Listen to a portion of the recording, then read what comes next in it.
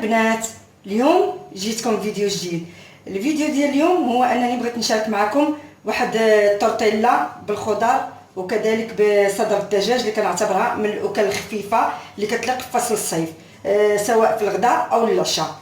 من قبل ما نبداو كنتمنى تضغطوا على زر الاشتراك، ما تبخلوش عليا بلي لايك ديالكم. غندوزو المكونات على بركه الله.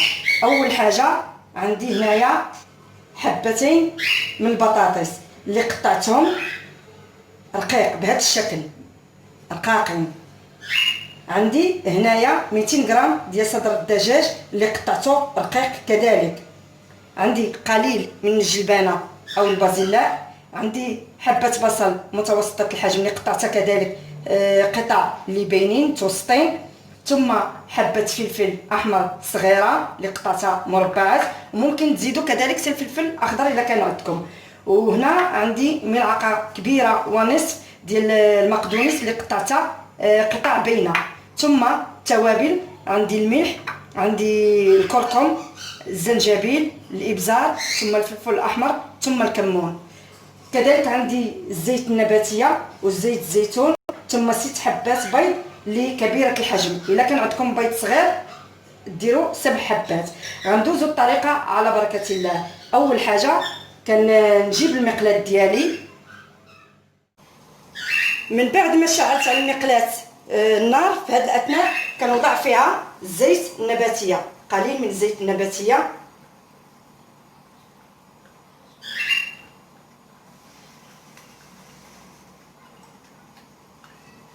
ثم كنضيف ليها ديك البطاطس اللي مقطعه، نخليها تسخن واحد شويه، ثم كنضيف البطاطس.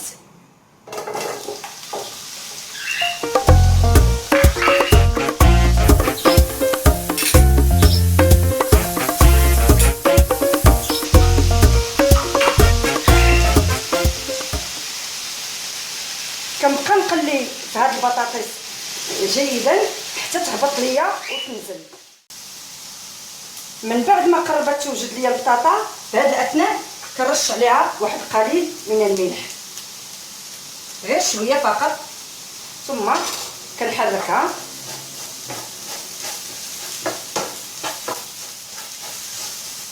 باش تدخل معها ديك الملحه.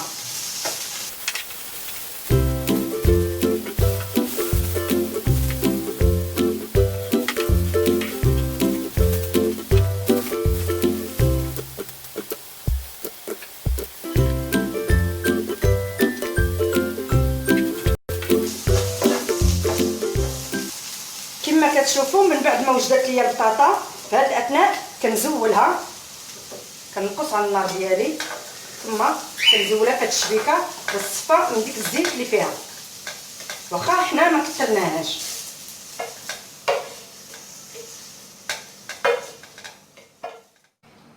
كنجيب نفس المقلاة اللي طيبت فيها البطاطا، ثم كنضيف فيها قليل من الزيت النباتيه، ثم كنضيف ديك البصله اللي مقطعه مربعات.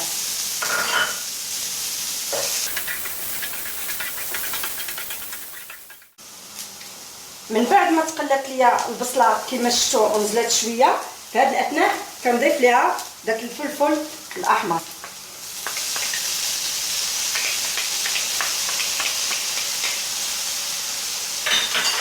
ثم الجبنه كذلك مع التحريك،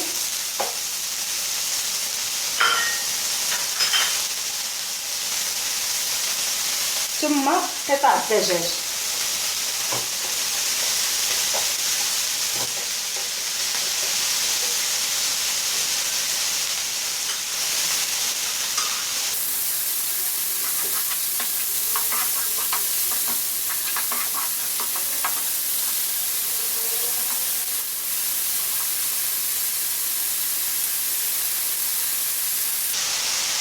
في هذه الاثناء كنبدا نضيف التوابل اللي عندي.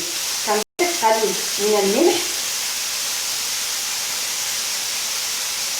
التوابل بالنسبه للتورتيلا ما كتحتاجش نكثروا فيها التوابل بزاف، غير قليل فقط. ثم كنضيف قليل من الزنجبيل، ثم قليل من الكركم،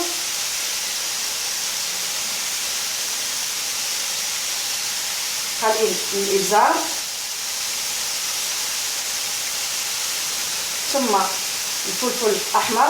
هنا عندي تقريبا نص معلقه صغيره، ثم كمون. بالنسبه للطرطيلا كتبغي الكمون شويه.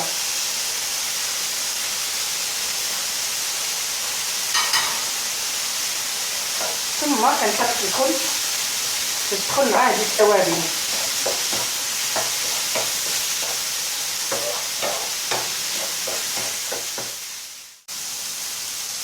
من بعد ما تشحرت ليا الخضر جيدا وكذلك قطع الدجاج، كنضيف اخر مرحله كنضيف هو داك المعدنوس اللي مقطعاه شويه باين، ثم كنحرك الكل.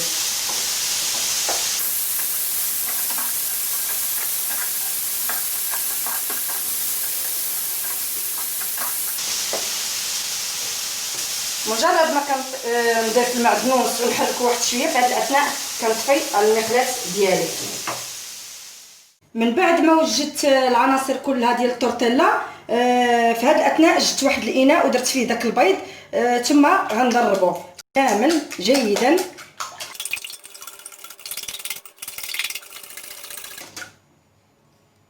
من بعد ما ضربت البيض، في هذه الاثناء غنبدا نضيف ديك الخضر ديالي بهذا الشكل. غنضيف داك الدجاج والجلبانه والبصل والفلفل،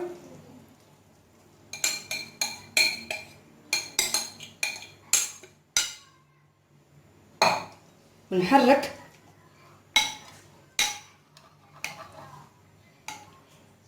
ثم غنبدا نضيف ديك البطاطا اللي عندي.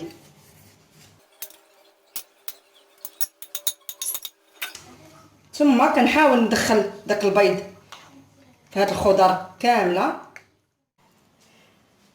من بعد ما خلطت الخضر مع البيض كما شفتوا، غنزيد رشه فقط من الملح، لان اصلا عندنا الخضر فيها الملح وكذلك البطاطس، وقليل من الابزار فقط. ثم كنخلط الكل.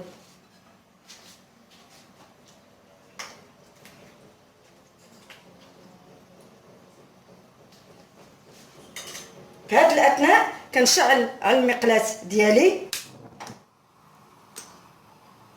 بالنسبه للنار تكون متوسطه، ما تكونش مجهده.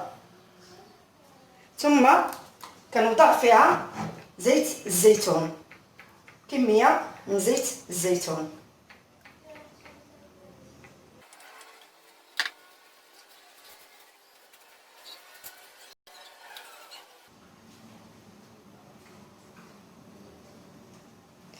من بعد ما كنشوف الزيت ديالي سخنات شويه، في هذه الاثناء كنرمي ديك التورتيلا ديالي.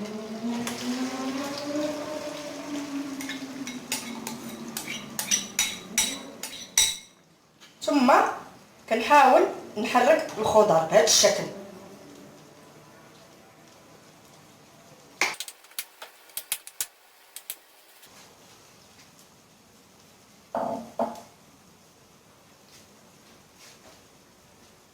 النار تكون متوسطه باش طيب التورتيلا على خاطرها وما تحرقش لينا.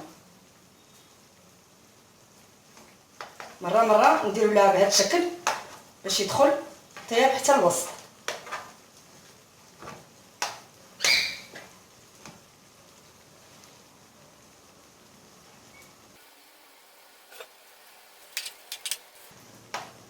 كندير لها هاد الطريقه بحال كنطلع الخضر فوق والبيض نحاول ننزلو اسفل.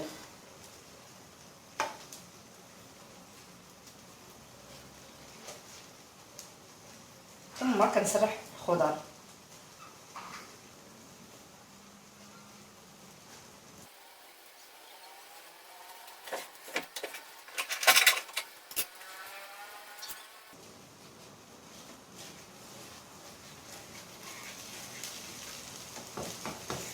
كنحاولوا نجمعوا ليها الجوانب بهذا الشكل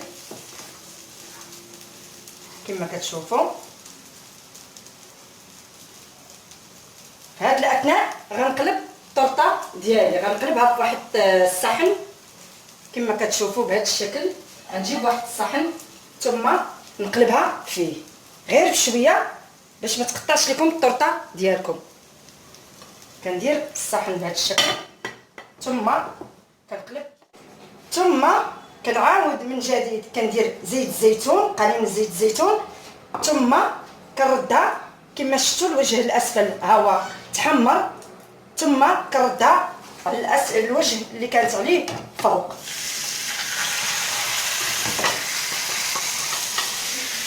باش تحمر لنا كذلك من الجهه الاخرى.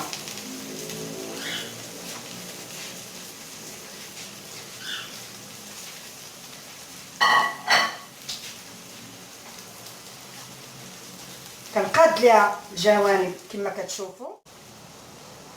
من بعد ما كنشوف الطورتيلا صافي تحمرت ليا على الوجهين، في هذه الاثناء غنزولها باش نوريكم الشكل النهائي ديالها. هذا هو الشكل النهائي ديال الطورتيلا ديال الخضر اللي حضرت معكم اليوم وبصدر الدجاج.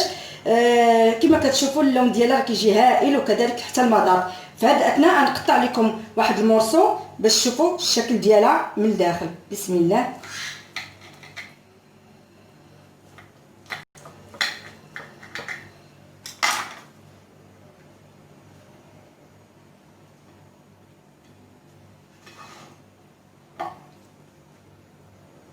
كما كتشوفوا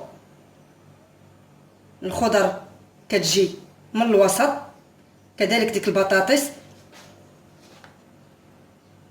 راه كتجي هائله في الشكل وكذلك في المذاق. كنتمنى الفيديو ديال اليوم يعجبكم وتردوا عليا في التعليقات ديالكم، وشكرا، مع السلامه، الى فيديو اخر.